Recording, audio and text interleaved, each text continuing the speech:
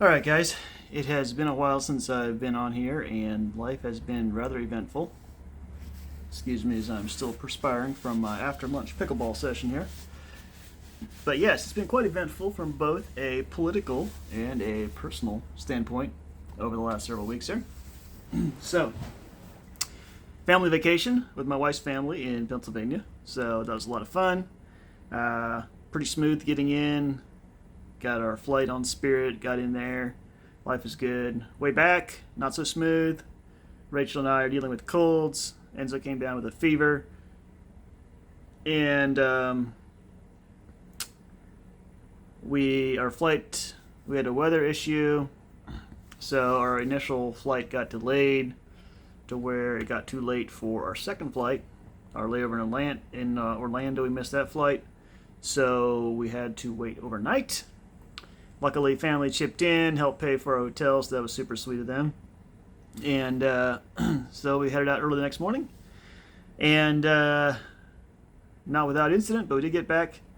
And boy, were we ever glad to be back in Texas. So anyway, now, of course, the alternative could have been to drive multiple days. That would have been unsweet too. So anyway, blessed that we were able to do the flying route this time. But wished it would have been a bit smoother.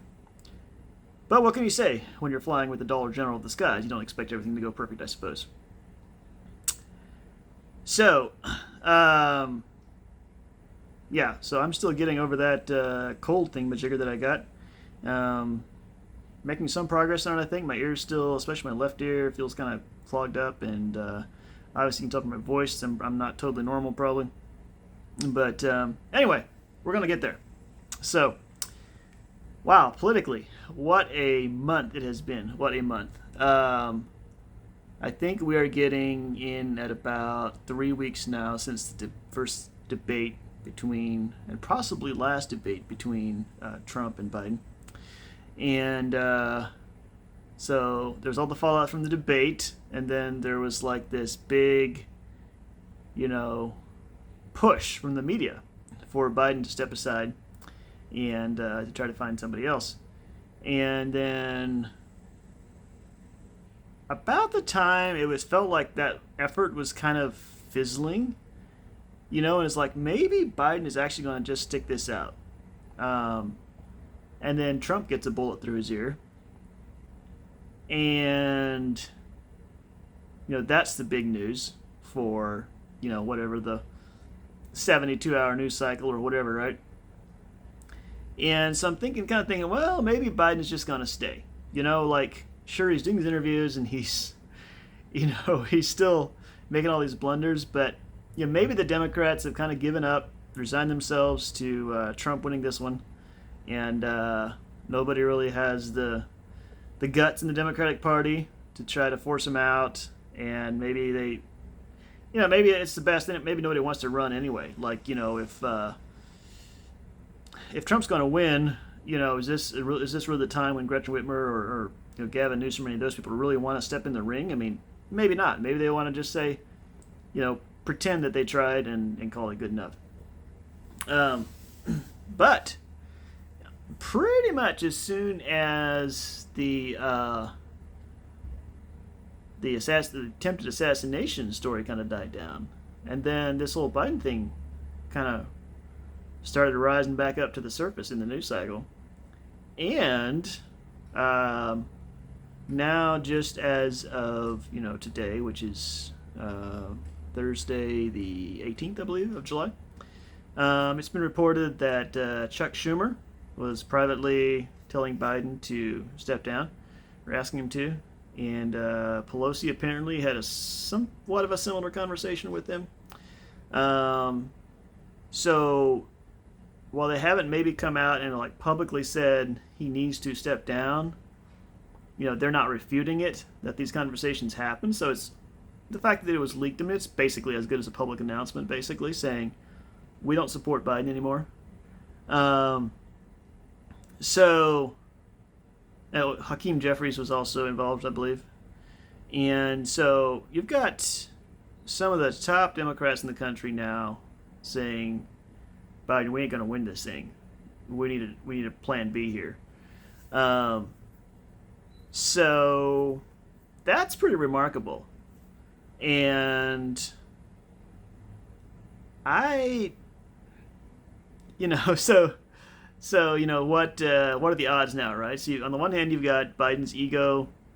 Um, you know, old men are not always. They can be stubborn old men too. I'm not saying necessarily that Biden is a stubborn old man, but he could be. And when I'm his age, I expect I may be, I may be stubborn.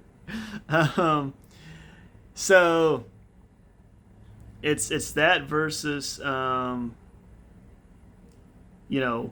pressure, right? And does he have? I don't know. I think you could make the case that really what it comes down to is a lot of what it comes down to potentially is what did Jill and Hunter say? What kind of pressure are they getting, and when are they ready to throw in the towel? Because I think once they're ready to throw in the towel, I think Biden will throw it in fairly soon thereafter. And he's even said some recent things about, well, if his health was bad or something like that, something health wise came up, then he would step down maybe. Or so there's a few things that he's softened up a little bit in his messaging recently that are kind of eyebrow raising and kind of like, yeah, maybe internally he's already transitioning his mindset to, yeah, I'm not sticking this thing out. So I don't know. Now he supposedly has COVID, so he gets to take a break from the public eye for a minute. And is this the last sort of hurrah where it's like he gets together with his advisors and decides to throw in the towel? Or is it just the opposite? Is it like he just gets to take a break from the public appearances? He hunkers in his bunker, so to speak, and he gets to just sit tight until it's too late and the Democrats can't do anything. So I believe he's going to step down. I don't think that, stubborn as he may be, I don't think that he has the fortitude, and I don't think his family has the fortitude to withstand the whole Democratic establishment just totally bailing on him. I don't think that's the case. So we'll see. Some people I think still think, hey, Biden, he's never bet against Biden's pride or his ego or whatever. He's going to stick this thing out potentially. But I really think this is looking a lot like it's going to be a step down situation. Kind of interesting to see when.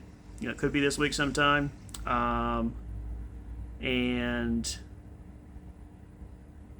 what will it do? So the Trump campaign has been looking tremendously strong. I mean, it's just been looking terrific. Like, the party is nicely unified now behind Trump. With at the Republican National Convention.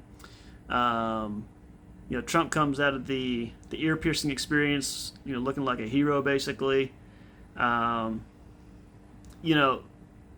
has been fairly tame, I would say. He's been more on the looking presidential side of things. So I think for those moderates and some of those swing voters, I think he's courting them right now. I think that's what's going on. So he's not trying to be too bombastic. He's not trying to be too out there, say too many mean things. I think he's trying to strike a kind of a broad appeal right now, and seems to be working. So very interesting to see. Now, if the Democrats replace the names on their ticket, or at least one of them, if Harris stays in and someone's her VP or whatever it is, it could tighten this thing back up again, just because.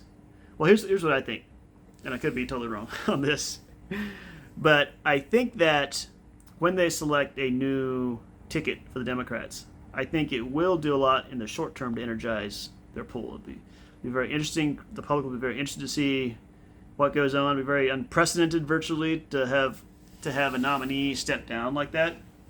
Have Biden step away, so that'd be really interesting. To have somebody new in would be interesting. And somebody new, there wouldn't necessarily be with Trump and Biden, you had a direct comparison on the two presidencies, and with somebody new, you would not necessarily have that. So in some ways, the new person might have an advantage there. I don't think the Democrats can muster up anybody sufficiently strong to to beat Trump. I don't think that's in their ability at this point to do. And furthermore, I wouldn't trust them, so to speak, if trust is the right word, to actually put forth the best candidates for the job either. But I do think in the short term, I think it's going to breathe in a lot of life into the Democratic Party and Democratic voters. And the polls, I think, are going to look a lot better, I think, right from the get-go with that. And then I think that as the new ticket kind of normalizes a bit, people have some time to mull it over, some things come out about the new people's track record. Maybe they still have Kamala at the top of the ticket, which just sounds very sketchy for their purposes. Maybe there's a Trump-Kamala debate, which, that should be, like, massively entertaining. I still think that the chances are pretty good that the Dems are going to get walloped. But I do think that there's a possibility that they'll see some short-term gains in the polling. Maybe even some long-term gains. Probably some long-term gains. I don't think it'll make up the difference, though. I think the Democrats are sunk. But, I don't know. And who would be willing to jump into the ring and potentially get the Donald Trump beating? I don't know. But I'm sure somebody will be up for the task if that's the way it goes. So, anyway, interesting times. I do think that we're at this really interesting inflection point where things have gotten so strange politically that even fairly mainstream people are just raising eyebrows at everything. Like, the attempted assassination had some strange elements to it, and stuff like that. It's just like, is this a simulation? Is this a game? What are we in here? Like, Joe Rogan bringing up those types of questions. So, very interesting times. And for those of, how shall I say? I want the country to do well. I want it to thrive. And stability, I think, often does help, a place to thrive. But if there needs to be a shaking, if there needs to be some real changes made, then I'm all for the good changes being made. Hopefully the bad changes hopefully there will not be bad changes, hopefully be good changes. And it is very interesting to watch.